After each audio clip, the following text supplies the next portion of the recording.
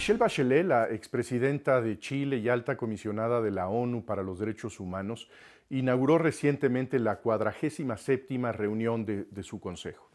Hizo una revisión global de lo que sucede en el planeta en esta materia y declaró que estamos viviendo días tristes para los derechos humanos.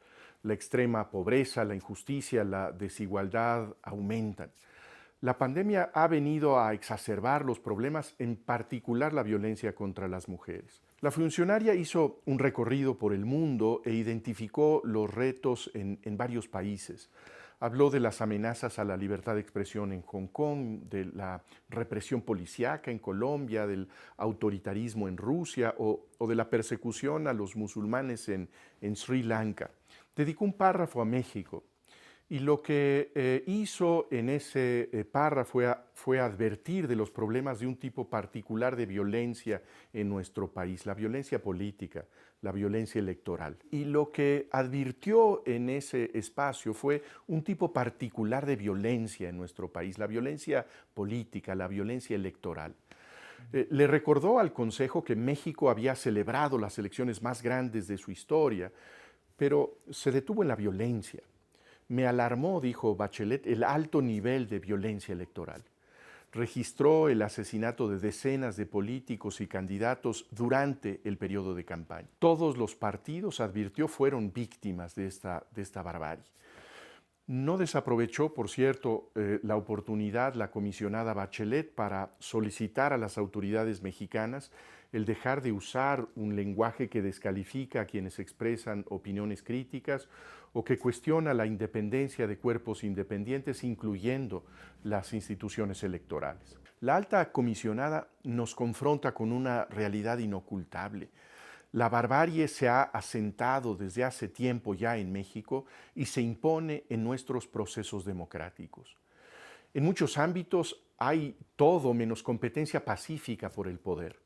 Territorios en donde las balas deciden antes que los votos.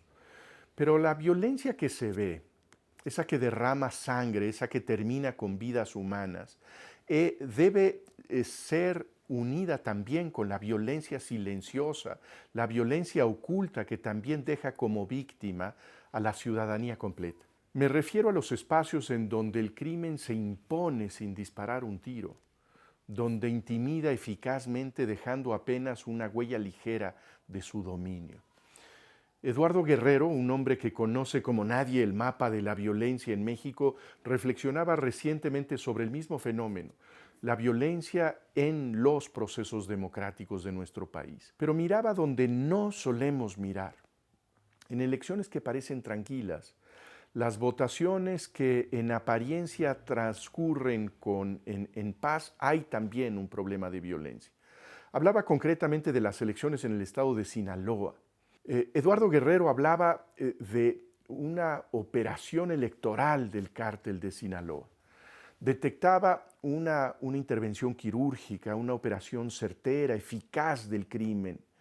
Hubo, como en otros lugares, algunas urnas que fueron robadas, pero hubo también una estrategia de neutralización de los operadores de la alianza PRI-PAN-PRD. El especialista describía una disciplina escalofriante para sacar de escena a los representantes de casilla de esta coalición. Sin rudezas excesivas, casi con discreción, fueron removidos los operadores de esta alianza. En Sinaloa, dice Eduardo Guerrero, no hubo candidatos asesinados y, sin embargo, la elección tiene la huella imborrable del crimen. Debemos sentirnos, como la alta comisionada Bachelet, alarmados por la violencia electoral en el país. No solamente la que sangra, sino también la que paraliza con su intimidación brutal.